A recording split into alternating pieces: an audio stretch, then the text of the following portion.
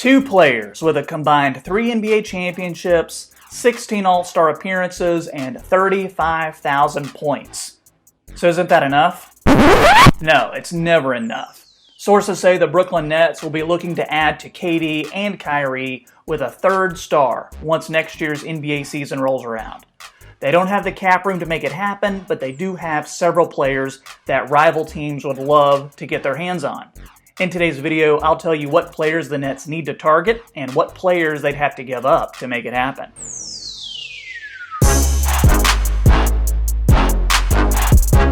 What's up, guys? This is Troy, host of the Half Court Report YouTube channel. Still going strong despite the NBA shutdown. We're still coming at you with quality videos, quality content all the time. So if you do like what you see, please hit that subscribe button. Looking to get to 100 subs by the end of April. You can also follow me on Twitter at Half Court Report.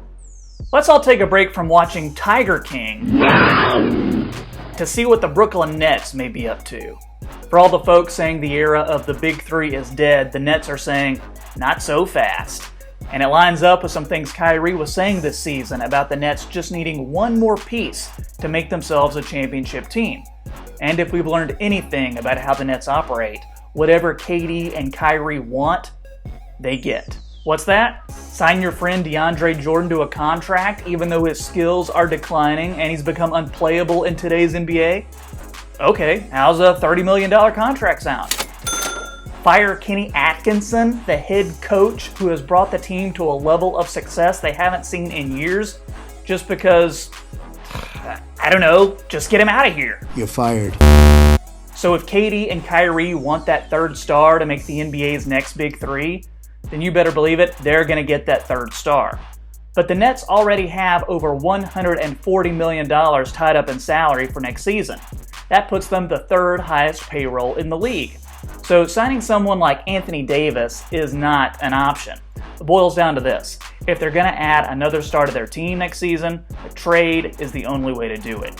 So who would they need to give up? There are three main candidates, and they are Caris LeVert, Spencer Dinwiddie, and Jarrett Allen. I think any trade for a third star will need to include at least two of these players.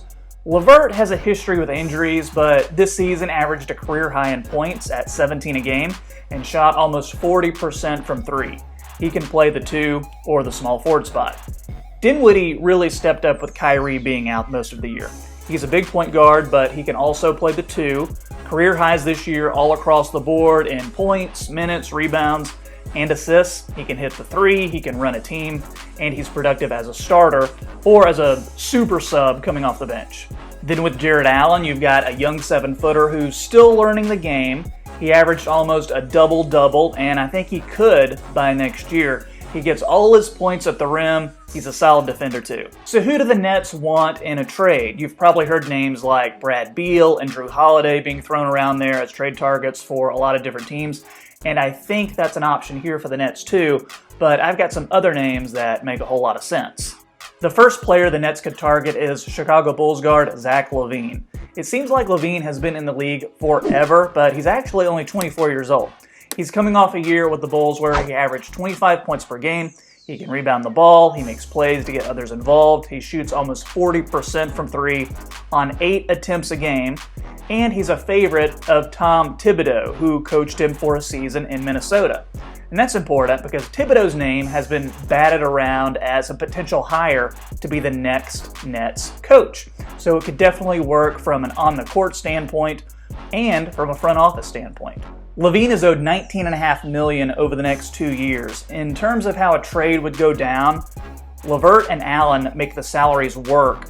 That gives the Bulls a logjam up front with Wendell Carter, Lauri Markkanen, and now Jarrett Allen.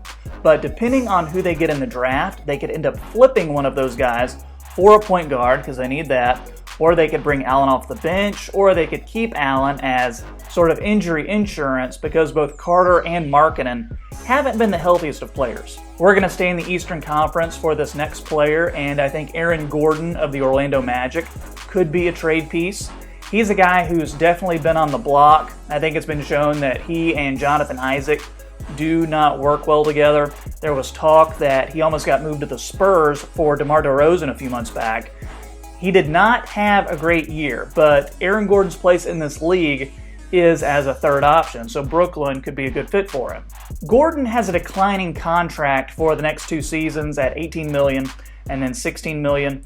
You could do a LeVert salary plus a lower salary guy like Musa or Karooks to make the numbers work.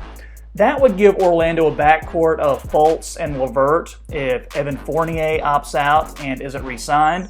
Or if Fournier does come back, you can just put LeVert at the 3. And that's why they tried playing Aaron Gordon with Jonathan Isaac. Didn't work though.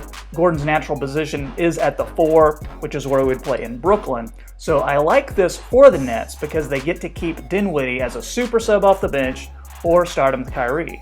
Next up, I think the Nets might want to explore a trade with Buddy Hield of the Sacramento Kings. If anything, put Hield on this Nets team and have the grumpiest trio in the league with Kyrie and KD. Seems like this dude is always upset about something. And the latest is because he was coming off the bench behind Bogdanović. Well, I don't know if that's going to change because Bogdanović is up for a new contract this offseason. There is no way they're letting Bogdanović walk when his contract is over. And there's absolutely no way Buddy Hield is on the Kings by this time next year. If it's not Brooklyn, it's going to be somewhere. But for this trade, let's see how it would work with Brooklyn. We know what Buddy can do. He's going to get you about 20 points per game. He can grab a few rebounds. He can shoot a ton of threes. He did sign that max 4-year, $94 million contract that's going to start up next season. So you'll need to give a lot to match up on those salaries. LeVert and Dinwiddie would get it done. That makes the Kings really guard heavy though, but at least both of those guys will be fine coming off the bench. You could maybe put LeVert at the 3, move Harrison Barnes to the 4 if you're the Kings. But the Sacramento Kings are a mess right now, and one trade is not going to fix them, but it is a start. And I think Brooklyn would do this deal in about 2 seconds. The next trade I want to see is CJ McCollum from the Blazers, mainly because I think it'd be hilarious for him and Durant to be teammates. So McCollum and Durant got into a little bit of a spat a couple years ago with McCollum calling Durant soft, Durant called McCollum a snake, typical multi-millionaire Twitter fights. But McCollum would bring a lot of experience to this team. The guy is a consummate professional. He's good for 20 to 25 points a game, really good shooter, and age-wise fits the timeline with Durant and Irving. Perfect third option on a championship team. His contract is pretty big. He's owed about $130 million over the next 4 years. The Nets would need to trade Dinwiddie, LeVert, and a lower salary guy to make that work. Portland isn't at the stage right now where they need to completely blow it up, but I think some retooling could be an option. I think getting some guys in there who can play and add some depth to the team would be a good move. And the last player I'm going to throw out there is Devin Booker of the Phoenix Suns.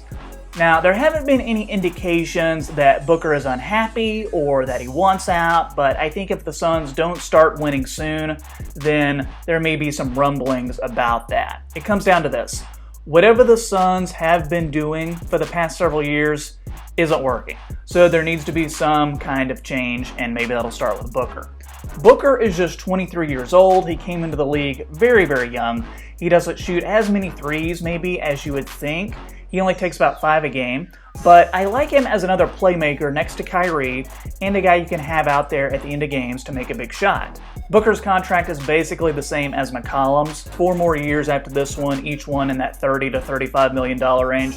You could do the deal I just mentioned with McCollum where you trade away Dinwiddie, LeVert, and a lower salary guy. I think that would really help to shore up Phoenix's backcourt, because right now, behind Rubio and Booker, they really don't have any proven players. So having a 3-guard lineup of Rubio, LeVert, and Dinwiddie looks really nice on paper. Add them to what you already have in DeAndre Ayton and Kelly Oubre. That definitely puts you in playoff contention for next year. So maybe it'll be one of the guys I just mentioned who gets traded to the Nets. Maybe it'll be somebody else entirely. But if KD and Kyrie want this to happen, then you better believe it will. No maybes about it.